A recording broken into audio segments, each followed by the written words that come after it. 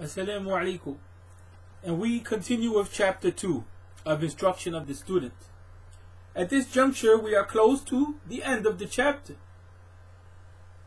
And what we learn here is that desire operates as a ladder of ascent or a ladder of descent. We can climb this ladder of progress and development upward, or we can descend down the ladder and plunge into a state of self-destruction. Desire has an end, and that end is either noble or that end is degrading. It's either noble or degrading. Knowledge of self, then, is to understand when our desires can be used as a means for our own development, and when our desires would debase us. Unfortunately, as the philosopher Hume said, reason is always the slave of the passion of desire. Now, Islamically, that's not our position, because we believe that the intellect has the ability to put in check desire, but that the intellect and desire must be guided by revelation. The Sharia, knowledge of self, is understanding the way we ourselves operate. And that knowledge is particularized in the case of each individual, because we have our own idiosyncrasies, our own unique inclinations and orientation. So, coming to an understanding of how we ourselves operate in thought and desire is an imperative for the student of knowledge. It's something which is necessary for the student of knowledge, because the whisperings of shaitan come by way of intellect and the way of the desire.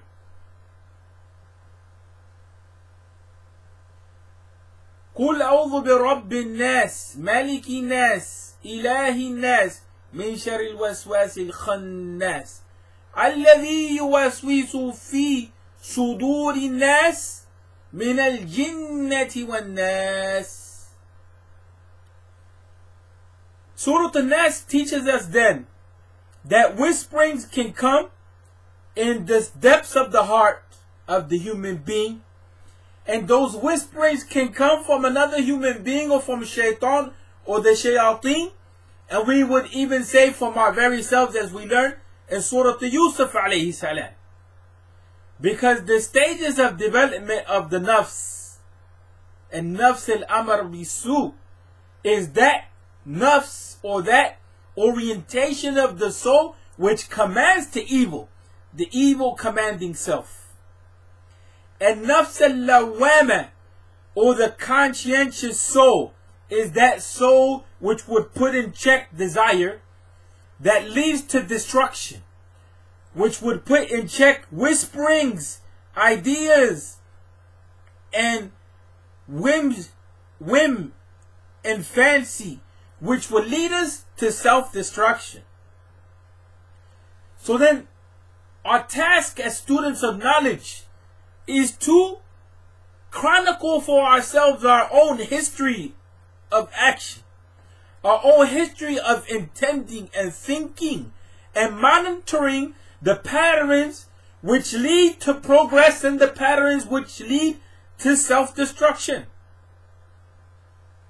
And we see that in personal development programs, it's essential to monitor time so that we come to understand what it is that we do with our time and what is the systematic nature that our day unfolds by. What are those activities that we engage in on a daily basis which lead to ascent or to descent? What are those realities which we entertain in imagination, or through sight, or through hearing, or through taste, which allow us to progress and ascend up the ladder of personal development? Desire, then, is a means to our degradation or to our illumination. Desire is a means to our degradation or to our illumination. It behooves one who seeks knowledge not to debase himself by desiring what should not be desired.